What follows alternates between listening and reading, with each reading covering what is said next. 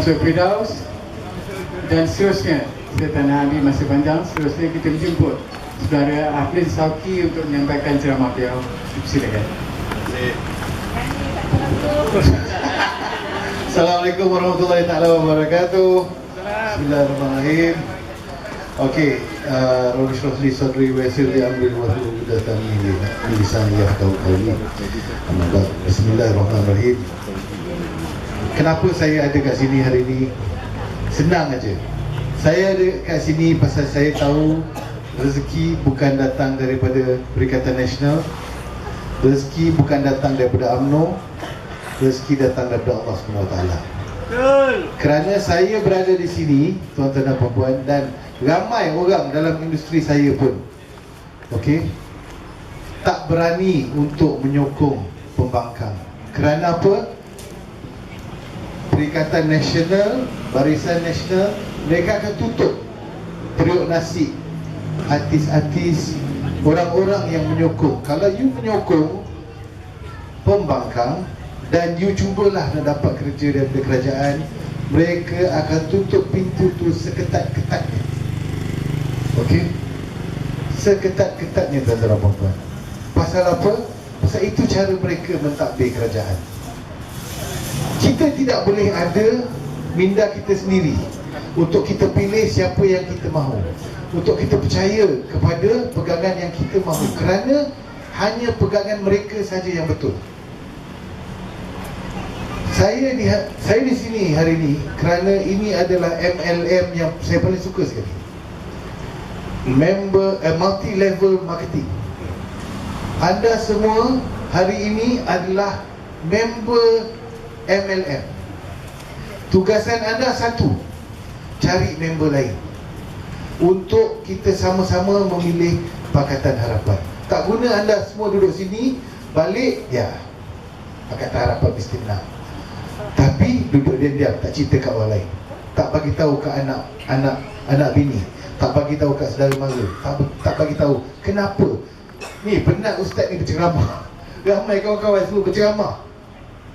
Jika kita tak sampaikan benda ni, tujuan kita di kelompok malam ni adalah untuk mengambil tindakan. Boleh tak kita mengambil tindakan malam ni? Boleh. Sama-sama kita akan mengambil tindakan. Tuan-tuan dan puan-puan, saya berada di sini, saya cakap kat anda semua satu benda, Pakatan Harapan mesti menang. Pasal kalau Pakatan Harapan tak menang, lepas ni dah saya tak boleh kerja lagi kat Malaysia. Pasal artis yang menyokong pembangkang tidak ada tempat di Malaysia. Kerajaan yang kita akan tubuhkan dengan Perdana Menteri kita Datuk Seri Anwar Ibrahim tidak akan begitu. Setelah berbincang dengan Datuk Seri Anwar Ibrahim, dia tak pernah menghalang orang berkarya. Tak kiralah you nak berkarya untuk siapa pun, karya adalah karya. Untuk orang seni, benda ni sangat penting. Pernah tak kita dengar di Malaysia ni, orang-orang yang seperti di Indonesia yang boleh menyanyi lagu-lagu tentang politik, yang boleh buat filem mengkritik kerajaan yang zalim? Di Malaysia kita tak boleh buat, tuan-tuan dan puan.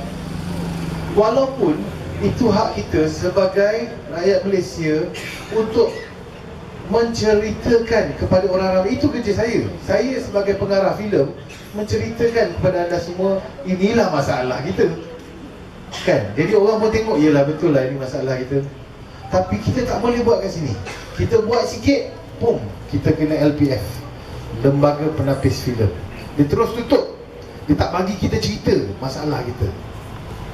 Dia takkan bagi kita cerita benda-benda yang buruk mengenai kerajaan. Ya, kita bukan nak menggembar-gemburkan keburukan, tetapi kalau kerajaan melakukan benda yang tak betul, boleh tak kita tegur?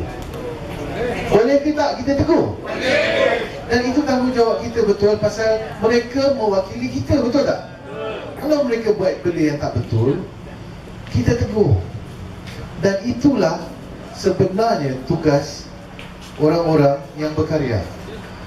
Pengkarya-pengkarya di Indonesia contohnya, tuan-tuan dan puan-puan, sentiasa mengingatkan rakyat jika kerajaan mereka baik atau kerajaan mereka tak baik. karya. Orang ingat, anak muda akan dengar, akan ingat. Kan? Ultimate punya lagu yang dia buat baru-baru ni. Kan? Hoi Hoya Hoi tu. Satu Malaysia dah nyanyi. Dan Ultimate dikecam gila-gila oleh kerana dia buat lagu tu. Tapi kita di bawah Pakatan Harapan yang memberi kebebasan kita kepada anak seni untuk berkarya. Awak ingat Hans Isaac? Dia dah terpaksa berhenti jadi artis kerana memasuki politik. Kerana dia dah masuk politik, dia dah tak ada ruang lagi untuk buat kerja seni. Saya je yang bodoh yang masih lagi buat kerja seni. Tapi saya dah nampak lah, memang susah untuk saya bekerja di dalam industri ni. Kerana dia orang akan cakap kepada press, blok Afri Shauki, blok Ultimate, blok Hans Isaac, jangan buat interview dengan dia orang pasal seni. Jangan minta pendapat dia orang pasal seni. Walaupun kita dah berada dalam industri ni 30 tahun, kita bukan orang baru dalam seni. Kita tahu selok-belok seni. Dan hari ni tuan-tuan dan puan-puan,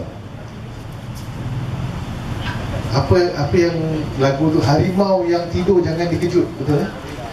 Artis selalunya macam ni lah tuan-tuan. Saya cakap senang kita orang ni jaga periuk nasi kita.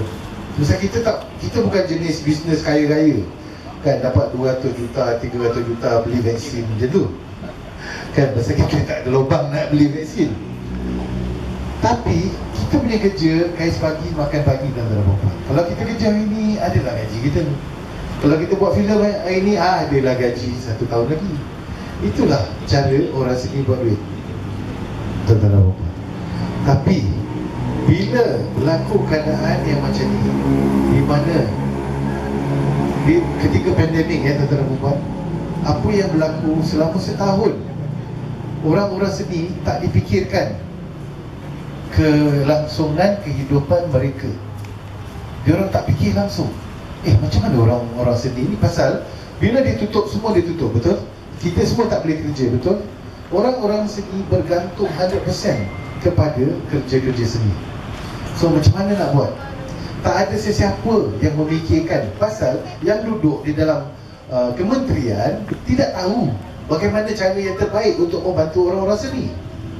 Jadi bila orang-orang seni tu dia dah kacau, bila tiba-tiba tak pernah semua hidup orang seni tak boleh cari makan. Kalau saya tak boleh buat kerja di TV, saya boleh buat kerja di filem. Kalau saya tak boleh buat kerja di filem, saya boleh buat kerja di pentas. Jika saya tak boleh buat di pentas, saya boleh buat di radio. Kita boleh aja pergi tempat mana. Tapi pandemik ini menutup semua sumber rezeki seorang artis. Apa yang mereka fikirkan untuk orang-orang industri saya? Tidak ada apa, tuan-tuan. So untuk setahun, harimau yang tidur, yang tak nak bangun, pasal kita tak nak masuk politik ni. Apa sahaja kita nak kena tiba-tiba masuk politik? Tapi bila kita tidur, dia cucuk kita. Dia cucuk kita. Jadi terpaksalah harimau Hans Isaac bangun, harimau Ultimate bangun, dan harimau Afri Shauki pun bangun. Pasal kita orang tak boleh terima yang mereka tidak memikirkan pasal orang-orang seni. Kita kembali kepada MLM kita, tuan-tuan dan puan. MLM Pakatan Harapan. Anda semua mempunyai tanggungjawab untuk membawa perubahan kepada negara kita. Kita mesti mengubah benda ni bersama-sama. Saya mengambil keputusan ini berani mati, tuan-tuan dan puan. Pasal lepas ni, kalau Pakatan Harapan tak menang, saya akan jadi pekebun. Dia tak boleh jadi artis dah. Pasal mana ada saya nak keluarkan diri muka saya kan? At least kalau Pakatan Harapan menang, ada peluang untuk kita bersama dengan banyak artis. Banyak artis, tuan-tuan dan puan, menyokong, tapi mereka takut untuk keluar. So muka-muka yang bebal seperti saya dan tebal, inilah yang mengeluarkan dan berdiri bersama Datuk Seri Anwar Ibrahim dan Pakatan Harapan. Tuan-tuan dan puan, kita mesti menggerakkan Pakatan Harapan ni, kita mesti berjumpa dengan orang-orang, sahabat-sahabat, cakap Man, Tol, Aming, Guna, saya tahu you tak peduli ini politik, tapi kalau you betul-betul tak peduli, you pilih Pakatan Harapan lah. Kenapa you mesti pilih yang lain? Pasal yang lain kita dah tahu dah perangai dia, kita dah tahu dah. Seperti yang Mak Sabu cakap, Mak Sabu ni hero baru saya. Saya selalu dengar dia cakap, dengan apa punya bodoh, kalaulah kita ni, orang tu dah bersalah, orang tu dah masuk court, orang tu dah apa, kita masih pilih dia. Pasal kita rasa dia betul juga. So tak payah ada court, tak payah ada legal system kat Malaysia ni. Pasal benda tu bohong, tipu. Kenapa kita pilih lagi leader-leader ataupun ketua-ketua parti yang telah didapati bersalah ataupun di dalam proses mahkamah? Kenapa? Tak logik, betul tak? Tapi logik itu tidak berada di dalam pemikiran sahabat-sahabat kita yang berada di sebelah sana. Dia hanya nampak yang kita ni selalu, kita semua salah, apa kita cakap semua salah. Jadi kita kena bersama-sama mendepankan agenda yang kita mahu negara kita bersih, kita mahu negara kita bebas rasuah. Kerana satu undi untuk Barisan Nasional adalah satu undi untuk rasuah. Satu undi untuk Perikatan Nasional adalah satu undi untuk pengkhianat. Ini dua benda ni, tuan-tuan dan puan-puan, kalau kita pegang dan kita simpan, kita tak akan benarkan benda ni berlaku. Poin-poin lain telah dikeluarkan oleh semua sahabat-sahabat yang ceramah hari ini. Saya hanya nak menggerakkan tuan-tuan dan puan-puan untuk mengikuti saya bersama-sama untuk menyebarkan kebaikan, menyebarkan perubahan yang dijanjikan oleh Pakatan Harapan. Mungkin diorang akan cakap kembali, alah 22 bulan kau ni, apa cerita? 22 bulan tuan-tuan dan puan-puan. Kalau kita sewa rumah lah, sebelum kita boleh sempat nak cantikkan rumah kita, kita kena bersihkan rumah kita dulu, betul?